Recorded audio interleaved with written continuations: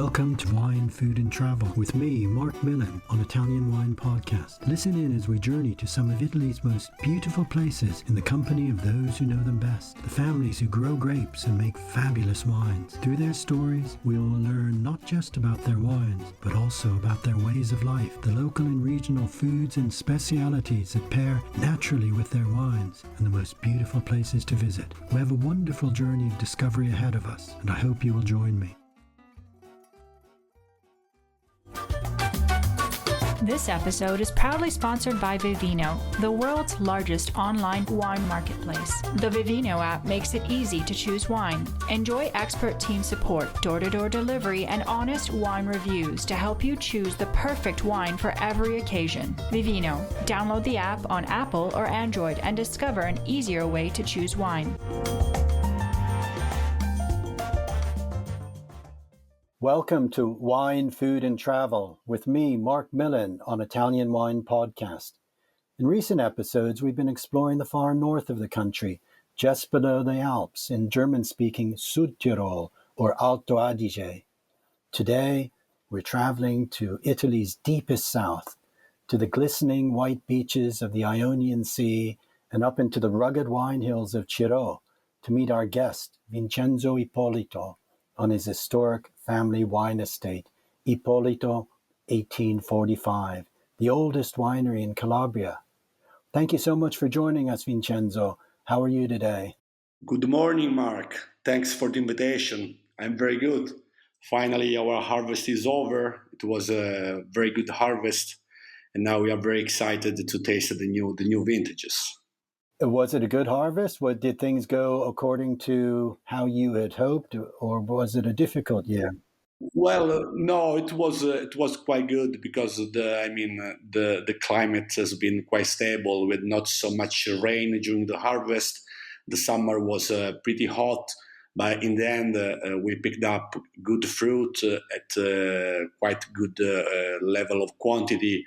So we got both targets, which is decent quantity and high quality grapes. Oh, excellent. That's great to hear. Now, your family has a long history of producing wines in Cirò, going back to 1845. That's even before the Italian nation had been created.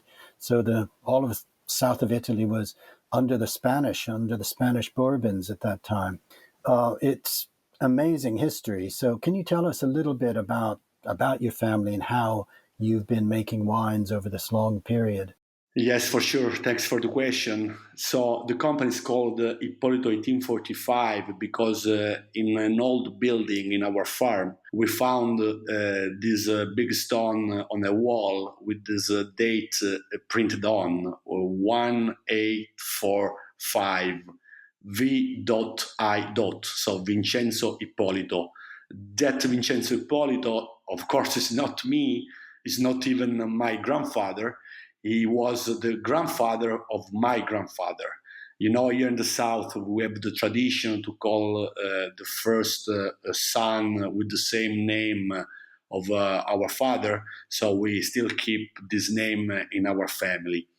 At that time, it was not really wine production in bottles. It was mainly production of grapes and wine in bulk, mainly sold in the surrounded area, in the local area, not outside the region. And the economy was not just wine, but it was mainly based on agriculture. So olive oil, grapes, wine, vegetables, fruit, citrus, and so on. Then we have to wait until the Second World War to have a real focus on viticulture. It was my grandfather Vincenzo. He was a quite brave and ambitious person with a study in agriculture. He had already a small car, a small Fiat, and he was very curious. So he went to the north of Italy, to regions like Tuscany and Piedmont, and he realized that the present and the future for the wine was to bottle the wine in a regular glass bottle. And this choice would have made a big difference in the wine trade.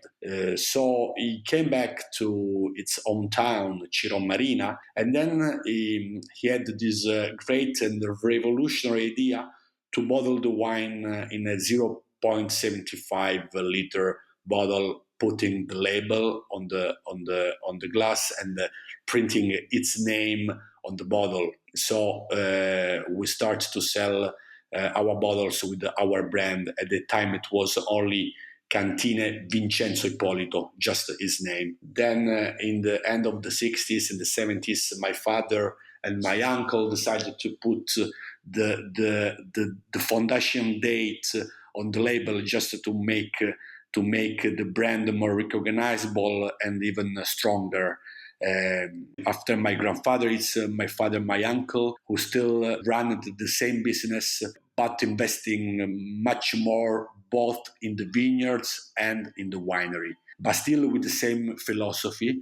The philosophy is giving value to our indigenous varieties, especially Gaglioppo and Greco Bianco, and try to promote these very unique grapes and these very unique wines, not just in Italy, but even all around the world. So in the 60s, in the end of the 60s, we started the first export to United States and Germany. I mean, it was easier in these countries because there was already a big presence of Calabrian people, immigrants from Calabria, who moved there and they set up the first restaurants and food and wine distribution. So we went from regional sales to national and international sales. Then in the 2000, we have a new generational step in our family history. It's me together with my brother Gianluca and my cousin Paolo to manage the winery. And our philosophy, our idea was still to keep and to preserve the same values of our fathers, but trying to do things better and better. And the first target, the first mission was to rediscover other indigenous varieties quite unknown and neglected in the area, and trying to do good quality wines from not just the Gaglioppo and Greco Bianco, but also other Calabrian variety like Pecorello, Greco Nero, Calabrese, and so on. So right now the company is a medium-sized company. We produce around 600,000 bottles a year, and we sell our production in Italy and in about 30 countries around the world. Wow, it's a fascinating story, starting from the beginning, those early days, but particularly from the post-war period when your grandfather, who began to bottle the wine after the war, at a time when I guess most of the South was perhaps, as you say, selling wine only locally, or perhaps selling wine sfuso, selling wine in bulk to go up to the north or to other places, and to actually value what was being produced and to have that faith that your family could produce wines that would put Calabria on the wine map of Italy was very brave and courageous, and it must have been difficult. But what a wonderful thing to have done, because now, this is so important. Yes. Now, I want our listeners to really gain a vivid picture of where you are. I visited your wine estate with your father more than 30 years ago, I think it was, Vincenzo, so a long time ago. But I remember the beauty of the Ionian Sea, with the rugged, very rugged landscape rising from the sea, Cirò Marina, and then Cirò, the old town up the hill. Can you tell us a little bit about your vineyards on 3 different estates and the terroir and where we are, so that our listeners can gain a picture? For sure, Mark. First of all, I'm very glad about what you said to me a few minutes ago during our introduction conversation, that you met my father a lot of time ago. when he was still alive, and it was quite emotional for me. So it's a very nice thing, and the good thing is that not so much is changed in our territory since your last visit. I mean, we are very very lucky to live in a very very unique and beautiful place. It's the main towns are Cirò Marina and Cirò, also called Cirò Superiore. They are two small towns on the Ionian coast. Ionian coast is the east side of Calabria, and precisely we are located on a tip called Punta Lice. Punta Lice is the easternmost point of Calabria. Actually, it's the starting point of Taranto Gulf. And it's not a coincidence that just there, just here in Cirò Marina, we have a special condition for growing the grapes. The special conditions are given from its position because for two reasons mainly. On our shoulder, we have the beautiful mountains of Sila chain, from which we get the cold wind. And then in the front, on the east part, we have the beautiful Ionian Sea, from which we get the warm breeze. So Cirò area becomes the meeting point, the meeting place between cold and heat. So we have a very nice temperature excursion between day and night, and then it's the perfect condition for growing the grapes. When the Greek colonies came to our territory about 3,000 years ago, they found a great place with the presence of vines already. And the ground, the soil was very fertile, so that they called our area Enotria. Enotria in Greek means wine land. Then this word was extended to the whole country. So, I mean, our area is very unique for growing the grapes, and we have been growing grapes for a very, very, very long time. And it's so nice that we still grow grapes in this area. And actually, it's the main economy, the main business in the area. That's a really fascinating story, going back to the ancient Greeks who settled in Cremissa on Punta Alice. I love that on your website, one of your slogans is "Gli dei dell'Olimpo sono I nostri vecchi clienti." The gods of Olympus are our old clients. Tell us a little bit about this exciting link with the Olympic Games, the ancient games, indeed the present games. Yes, right. So, well, it's a story between legend and the real story, of course. They say that in the past, when the players went to Athens for the Olympic game, and then after the games they came back to their land here in Calabria, they used to celebrate their victories drinking our Cremissa wine. Cremissa is the old name for Cirò, so they were drinking Cirò wine for thanking the gods. But I think it was just a way to have fun and celebrate their games. So it's a good story. It's a part of our storytelling, and we like it a lot. In the 1968, during the Olympic game in Mexico, our winery, together with other wineries in the area, sent for free quite a good amount of bottles of wine for all the Olympic players, just to remind this old tradition which link our territory to the Olympic Games. And yes, my father, together with my uncle in the 70s, they had this very, very good idea to put this claim on the brochure. The gods of Olympus are our old customers. So, I mean, it makes sense that we still put it on our website. Yes, absolutely. I love that story. And of course, it is a reminder that Calabria in the ancient times was a very rich area with Sybaris and Crotone and famous ancient cities.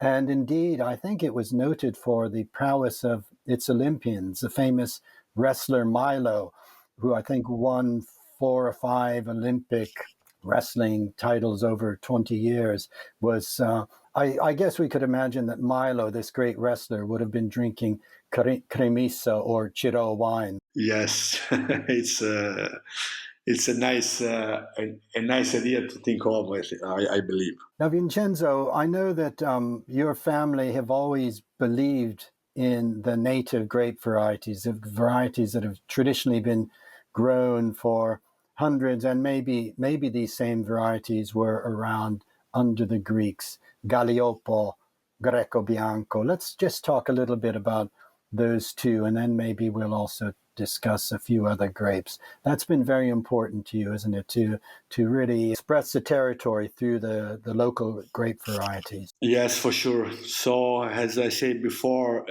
my grandfather Vincenzo was already producing his wines from Gaglioppo grapes, red Cirò Rosso, Riserva red Cirò, and then he also was producing rosé wine from Gaglioppo. Then my father and my uncle, they still were doing the same, though in the 80s and 90s we had the new trend in Italy of planting international varieties like Chardonnay, Merlot, Cabernet, and so on. My father and his brother, they thought there was no future for other varieties because the competition around the world would have been too high, and there would have not been any distinguishing character on our wines. So they resisted to the new trend. They still worked on the indigenous varieties, which are mainly Gaglioppo and Greco Bianco.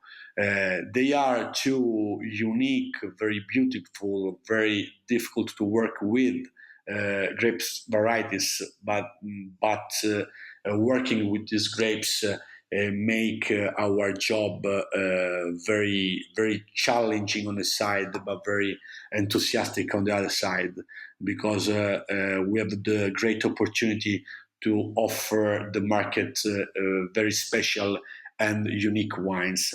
What is unique in Gaglioppo? Gaglioppo is a red grapes, and Gaglioppo stands to Calabria like Nebbiolo to Piedmont or Sangiovese to Tuscany.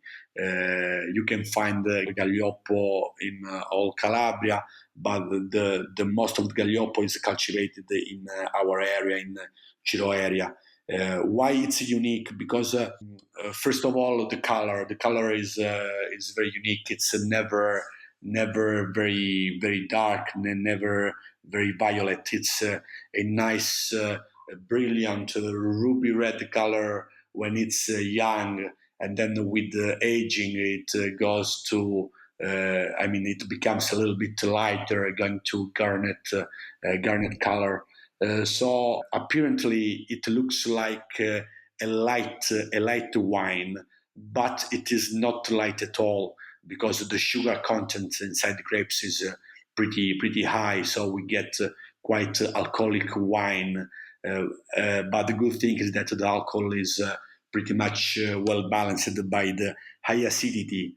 And then there are the tannins, which is the biggest particularity of our Gaglioppo. Gaglioppo is full of tannins, so that we have to wait for the right moment to pick up the grapes We need to do careful maceration, and then we can age the wine very well because the alcohol plus the tannins are great. So in the end, we get a wine with a very nice elegance, with a very charming complexity on the nose. The nose goes from fruity aromas like small berries with spicy aroma, and after years it becomes very intriguing because you get the licorice, you get the leather, the tobacco. The longer you wait, sometimes, and the better it is. Just 3 years ago, in 2019, we celebrated the 50 years of history of our DOC. Cirò DOC is one of the oldest in Italy. It was recognized in 1969, and during in Italy we did a great event presenting 50 years of Gaglioppo wines, drinking even a bottle of my winery since 1969. Wow, amazing. And yeah. It was very nice. The other grapes is Greco Bianco. Greco Bianco has, its name says, has a Greek origin, and it's another grapes which is part of our territory, of our history and tradition.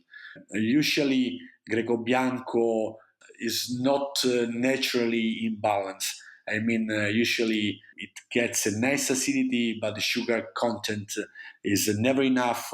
So we have to wait longer to get good sugar content, but we risk to lose acidity. So what we do in our winery is to do two different harvests. We do a first harvest in the beginning of September, so we get some grapes with higher acidity, though the sugar is not too high, but at least we get a nice fresh aroma and a nice freshness at the taste. And then after about 1 month, we do a second harvest, so we pick up grapes with more sugar, and we get a wine with more structure, more complexity.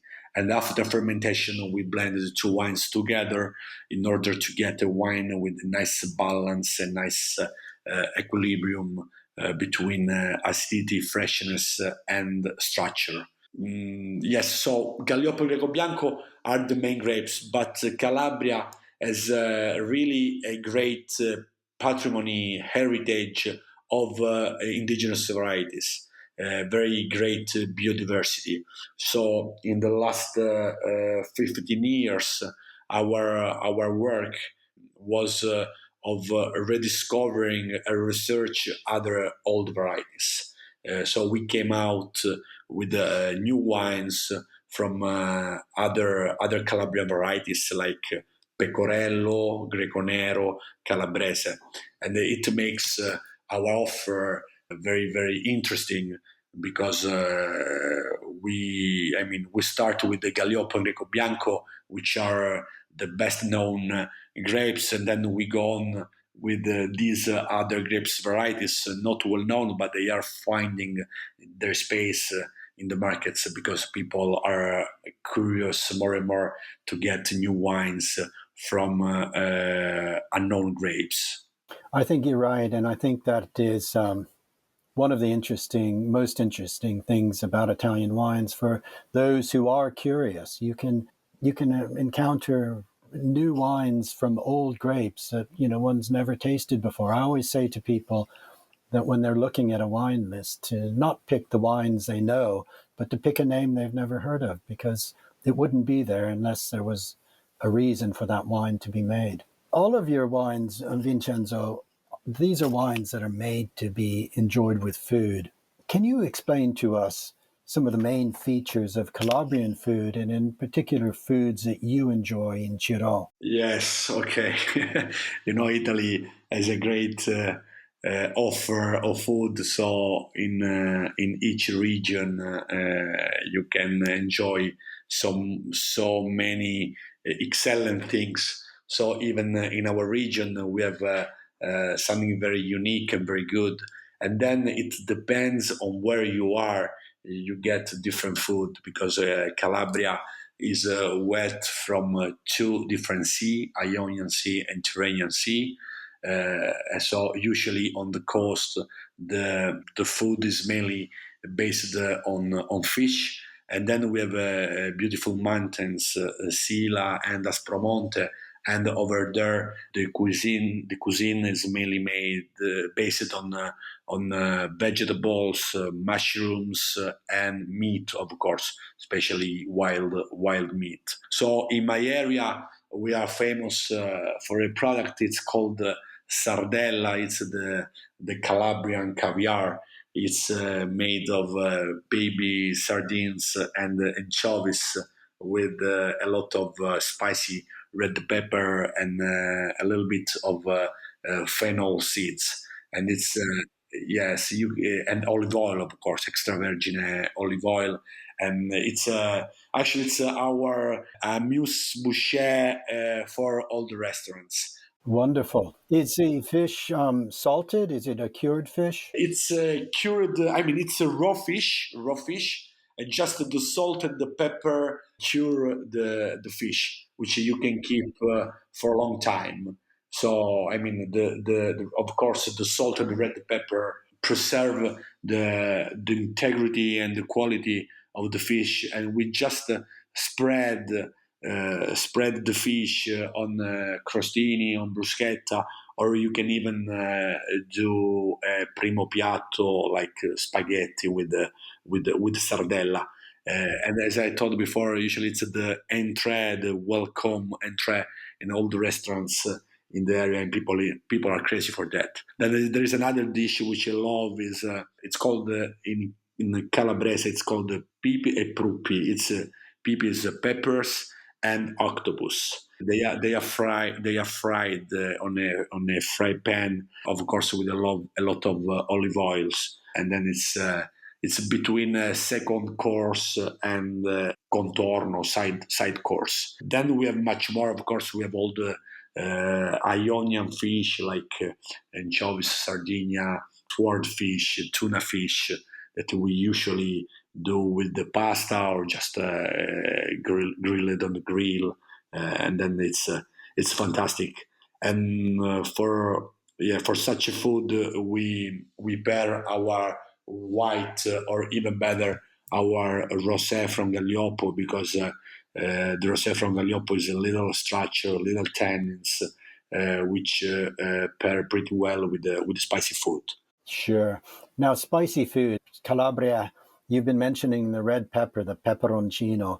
Calabria has a reputation of having wonderful spicy food. I love it. I think there's even a festa di peperoncino, maybe even going on right now in Diamante. It's really an important feature, isn't it? Yes, it's a very beautiful event. Even our company is there together with other in a stand with other Calabrian products, promoting our wines. I think it's edition number 25, 26. So they've been doing that for a long time, and that's something good because it's the right way to promote your excellence. Diamante then is a very, very, very nice town, and they do this special event in the end of September, beginning of October, just to extend the summer season. Yes, there are. I mean, there are some Calabrian products which are famous all over the world. If you think about the nduja, people call it nduja sometimes. You can find these ingredients in so many pizzeria right now. There is a pizza with nduja made in so many places around the world, or just pasta with nduja. Even restaurants in England, the United States, and even other countries, they use our products to make some great dishes. So in Duya, this is this spreadable salami with plenty of peperoncino that you can sort of spread with a knife. It's so rich. I love it. Originally from the Mediterranean side, from Tropea area. And what is special is that it's a very poor food. It's what is left from the pork meat. In the past they didn't want to leave anything, so they were using all the stuff. So what was left from the good meat was mixed with a lot of red pepper, just to make a kind of sauce, and put it in a salami way. So nduja is quite spreadable, and you can just eat nduja is itself on the bread, or it's great to put it in a sauce and make some tomato sauce for your pasta or whatever you want. Now the chef have a great fantasy, and they can use nduja for multiple dishes. Sure, sure. Now, speaking of chefs, I would like our listeners for you to share with our listeners, perhaps a couple of restaurant recommendations. Be something for very traditional cucina tipica, and possibly a restaurant that serves these wonderful local ingredients in a slightly more modern way. Yeah, in my area, there are many restaurants. I mean, a great effort to do things better and better, and I mean, I'm very glad because I think our restaurants grew a lot in the last 10 years. We have talking about kind of gourmet way of cooking. I would recommend three restaurants, which are the restaurants of my heart. One is Conte di Melissa in Torre Melissa. It's a very nice place on a little hill from which you can see the moon, the sea, and a wonderful old Saracen tower. Then the other two restaurants are on our lungomare in the town of Cirò Marina. One is Aquarama, where the chef is a friend of mine, Andrea, and the other restaurant is White Restaurant, is managed from another good friend from Pierluigi, where you can find the best raw fish in the area. Talking about very typical cuisine, I would recommend to get some good friends in Cirò and go to eat to their house where the mom cooks, because it's the best way to get I would invite you to my place where my mom is from Cirò, from the old town. She's a great cook. But another recommendation could be L'Aquila d'Oro. It's a restaurant in the old town of Cirò, where they really do the older recipe of Cirò and Cirò Marina food. Okay, great.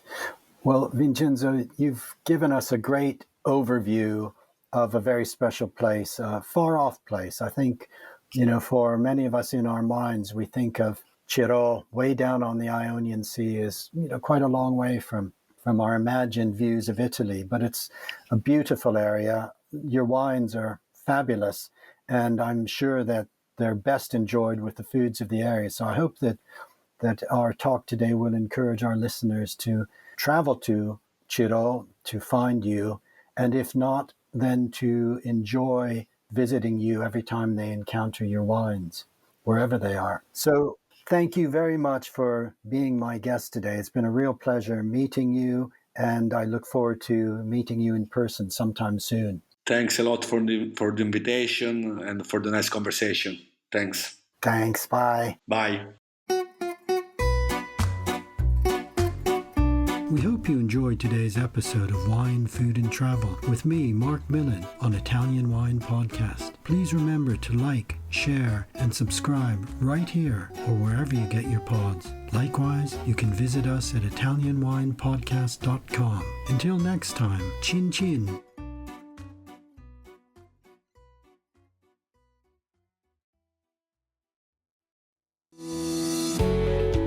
guys, I'm Joy Livingston, and I am the producer of the Italian Wine Podcast. Thank you for listening. We are the only wine podcast that has been doing a daily show since the pandemic began. This is a labor of love, and we are committed to bringing you free content every day. Of course, this takes time and effort, not to mention the cost of equipment, production, and editing. We would be grateful for your donations, suggestions, requests, and ideas. For more information on how to get in touch, go to ItalianWinePodcast.com.